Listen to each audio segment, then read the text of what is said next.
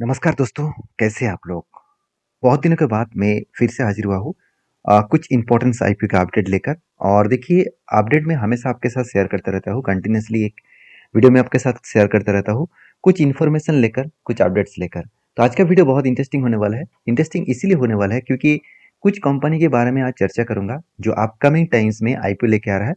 और सेबी भी जल्द से जल्द इसके ऊपर अप्रूवल दे देंगे आईपीओ ले आने के लिए। तो मेरा क्वेश्चन यहाँ पे ये नहीं है कि कौन सा आईपीओ आ रहा है। मेरा क्वेश्चन ये है कि मैं आज जिस 3 कंपनी के बारे में चर्चा करूँगा, तीनों के तीनों लॉस मेकिंग कंपनी हैं। क्या तीनों के तीनों कंपनी का अगर आईपीओ आए, तो क्या उस कंपनी सर्वाइव कर पाएँगे?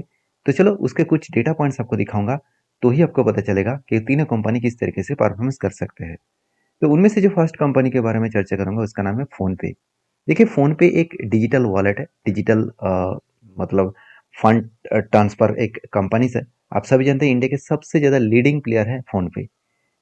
देखा जाए तो सबसे ज़्यादा ट्रांज़ैक्शन फ़ोनपे से ही होते हैं। एक टाइम राज करता था पेटीएम, और पेटीएम आज मार्केट में लिस्टिंग है, तो पेटीएम का हालत आप सभी जानते हैं। जब लिस्टिंग हुआ, उसके बाद बहुत बड़ा बुरी तरीके से उसका खराब सिचुएशन देखने को मिला। क्योंकि मैं अगर गूगल में जाकर पेटीएम अगर मैं शेयर प्राइस टाइप करूँ और मैं एक बार चार्ट को आपको मैक्सिमम दिखा दूँ, तो आप देखेंगे तो जब से लिस्टिंग हुआ, लिस्टिंग गेन पॉजिटिव देखने को मिला, तो उसके बाद देखिए भारी भरकम फॉल देखने को मिला। क्यों? क्योंकि वो एक लॉस मेकिंग कंपनी था। तो क्या फ़ोन पे भी उसी तरीके से हालत दिखा सकते हैं? क्योंकि अगर फ़ोन पे का अगर मैं डेटा पॉइंट्स देखूँ, अगर मैं फ़ोन पे का डिटेल्स देखूँ, तो आप ध्यान से देखेंगे कि फ़ोन पे का हालत क्या है। अगर फाइनेंशियल डिटेल्स देखूँ, तो देखिए कंपनी का जो टोटल एसेट है, वो 2022 में टोटल एसेट था करीबन 1683 करोड़ का।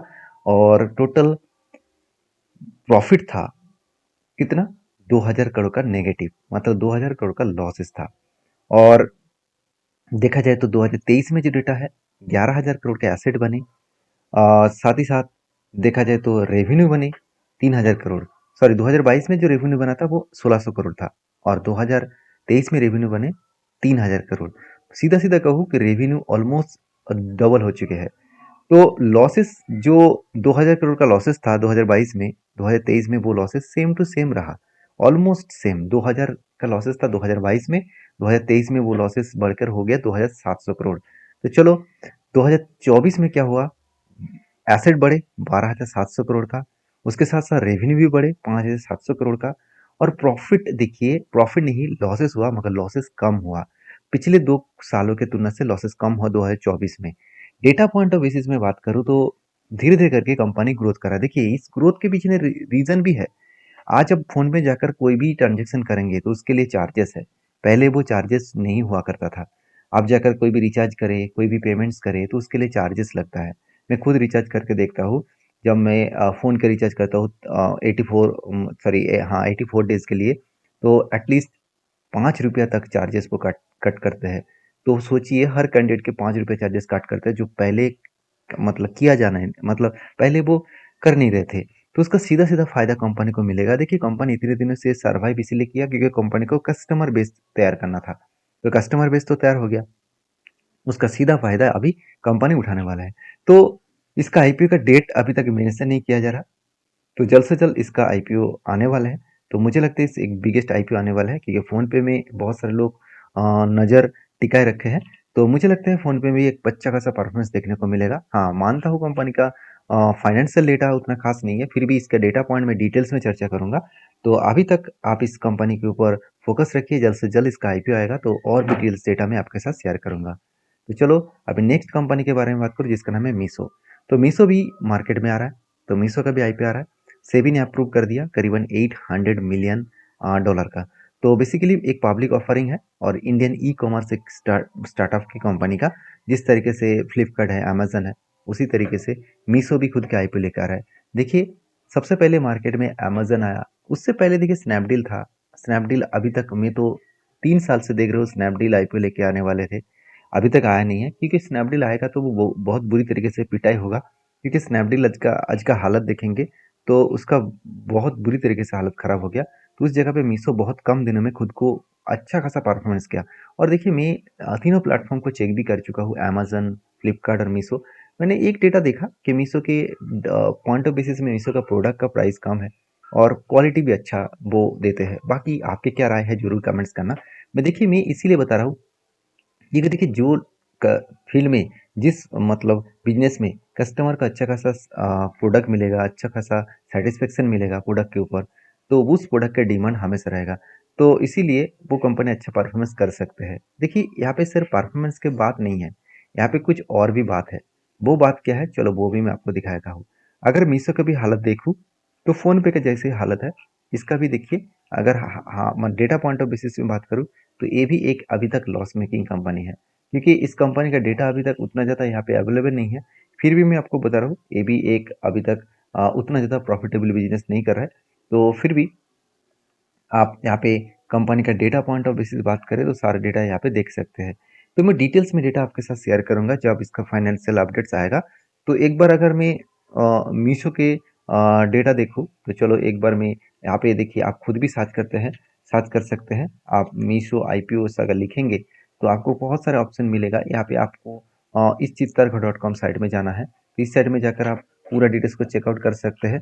देखिए अभी तक फाइनेंशियल डिटेल्स यहाँ पे जो पुट किया गया है, मैं आपको थोड़ा सा एक इन्फॉर्मेशन दे दूं। देखिए ये भी एक लॉस मेकिंग कंपनी है। हाँ, एक बात की पॉइंट्स डेटा पॉइंट्स आप देखेंगे तो कंपनी का इस बार लॉसेस बहुत ज़्यादा हो गया, जो पिछले बार के तुलना से ऑब्वियसली बहुत ज़्यादा है। क्योंकि जो कंपनी बेसिकली देखा जाए तो 300 करोड़ का लॉसेस किए थे, इस बार वो 3,900 करोड़ का लॉसेस किया। उसके पीछे रीज़न मैं आपको डिटेल्स में समझाऊंगा, मैं डेटा कलेक्ट करके ऑब्वियसली समझाऊंगा। मुझे इस कंपनी की एक चीज़ अच्छा लगा, कंपनी 1 रुपया भी कर्जा में डूबा हुआ नहीं है, फ्री ऑफ कॉस्ट, मतलब कोई भी कर्जा नहीं है। तो इस बात से कंपनी अच्छा खासा परफॉर्मेंस फ्यूचर में कर सकता है। क्योंकि देखिए कोई भी फील्ड में खुद को बनाए रखना, खुद को बिजनेस को बड़ा करना इतना आसान नहीं होता है। जहाँ पे बड़े बड़े प्लेयर ऑलरेडी मार्केट को खा चुके हैं, तो उस जगह पे मीशो खुद को सरवाइव करके अच्छा खासा परफॉर्मेंस कर रहा है। तो बेसिकली इस कंपनी का सेल्स में कोई डाउन नहीं है, सेल्स बहुत तगड़ा सेल्स हो रहा है। क्योंकि यहाँ पे आप देख सकते हैं 26% का सेल्स ग्रोथ है, मगर प्रॉफिट ग्रोथ 1100% का ड्रॉप हुआ है। तो मतलब से प्रॉफिट ग्रोथ बहुत बुरी तरीके से पिटाई हुआ है। मतलब करीबन 10 टाइम्स कंपनी का प्रॉफिट ग्रोथ डाउन हो गया। तो इस कारण की वजह से मैं मीशो में भी कुछ डेटा पॉइंट सर्च आउट करके आपको बताऊंगा, क्या मीशो में भी क्या पॉजिटिव लिस्टिंग देखने को मिलेगा, वो भी आपको पता चलेगा। तो चलो नेक्स्ट कंपनी के बारे में चर्चा कर लेते हैं। नेक्स्ट एंड लास्ट कंपनी जो है इस वीडियो का, वो है ओयो। तो ओयो आप सभी जानते हैं एक होटल बिजनेस के ऊपर काम करते हैं, हॉस्पिटलिटी बिजनेस के ऊपर काम करते हैं। इसका खुद का कोई होटल तो नहीं है, फिर भी ऑल ओवर वर्ल्ड में अ, मतलब बहुत ज़्यादा होटल्स इसके पास है। तो एक बार आप जाकर जस्ट ओयो लिखे, तो ओयो आप एक बार लिखे और उसके बाद ओयो में जाकर आप जस्ट यहाँ पे ऑल में जाइए और ओयो का वेबसाइट में जाइए, तो कुछ डेटा पॉइंट्स आपको मिलेगा। ओयो को देखिए, डेटा पॉइंट्स ऑफ बेसिस में बात करूँ तो सिर्फ इंडिया में नहीं है, ऑल ओवर वर्ल्ड में बिजनेस फैला के रखे हैं। सबसे बड़ी बात है 35 कंट्रीज में कंपनी बिजनेस कर रहा है और करीबन 1,75,000 के आसपास होटल्स एंड होम्स इसके पास है। जहाँ पे Indonesia, US, UK, Malaysia, Denmark, Netherland, इस तरीके से बहुत सारे कंट्रीज है। कुल मिलाकर 35 कंट्रीज को कंपनी सर्विसेज देते हैं। तो कहने का मतलब क्या है, कहने का मतलब है कि इसका बिजनेस मॉडल्स बहुत स्ट्रांग है। क्योंकि देखिए लोग किसी भी जगह पे घूमने जाए, कुछ भी करे, उसको होटल्स तो भाड़े पे लेना ही है, घर तो लेना ही है। तो उसका सीधा फायदा इस कंपनी के माध्यम से मिलता है, क्योंकि लोग घर बैठे ही इस प्लेटफॉर्म में सर्च आउट करके सारे डिटेल्स को पहले ही देखकर उस होटल्स को बुक कर सकते हैं। उसका परफॉर्मेंस देखकर ही उसको बुक कर सकते हैं। तो इसका सीधा सीधा फायदा ओयो को मिलता है। तो चलो अभी ओयो का डिटेल्स देख लेते हैं। ओयो का भी IPO जल्द से जल्द आने वाला है, तो ये भी एक बिगेस्ट IPO आने वाले हैं। तो ओयो का अगर डेटा पॉइंट बेसिस बात करूँ तो ओयो भी एक लॉस मेकिंग कंपनी, आप देख सकते हैं। 2019 का डेटा देखूँ तो ओयो का जो टोटल मतलब एसेट था, ग्रॉस बुक वैल्यू, सर यहाँ पे बुक वैल्यू में नहीं दिखाऊंगा, जस्ट एडजस्टेड प्रॉफिट दिखाऊंगा।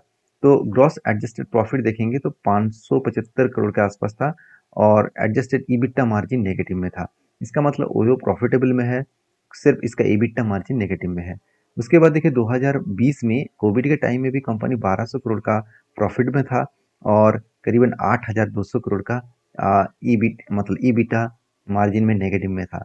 तो ऑब्वियसली प्रॉफिट मतलब यहाँ पे सीधा सीधा उसको प्रॉफिट नहीं मिला, रेवेन्यूज मिला। उस रेवेन्यूज के बेसिस में कंपनी के खुद का प्रॉफिट अभी तक नेगेटिव में है।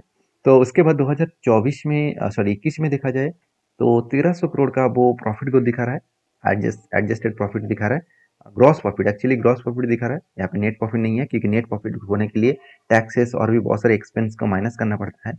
और साथ ही साथ उसका नेट प्रॉफिट के हिसाब से ईबिटा मार्जिन हिसाब देखा जाए तो 1700 करोड़ का नेगेटिव दिख रहा है। तो ये भी एक लॉस मेकिंग कंपनी है, तो फिर भी इसका बिजनेस स्ट्रेटेजीज बहुत स्ट्रॉन्ग है, फ्यूचर में अच्छा खासा ग्रोथ लेके आने का दम रखते हैं। तो मैं तीनों कंपनी के बारे में बात किया हूँ, तीनों के ऊपर डिटेल्स में मैं चर्चा करूंगा जब आईपीओ आएगा। तो मेरे हिसाब से इस तीनों कंपनी के ऊपर फोकस रखना, क्योंकि तीनों कंपनी अच्छा खासा परफॉर्मेंस दे सकता है। बाकी आपके क्या राय है जरूर कमेंट्स करके बताना, वीडियो अच्छा लगे तो लाइक करना। Thank you.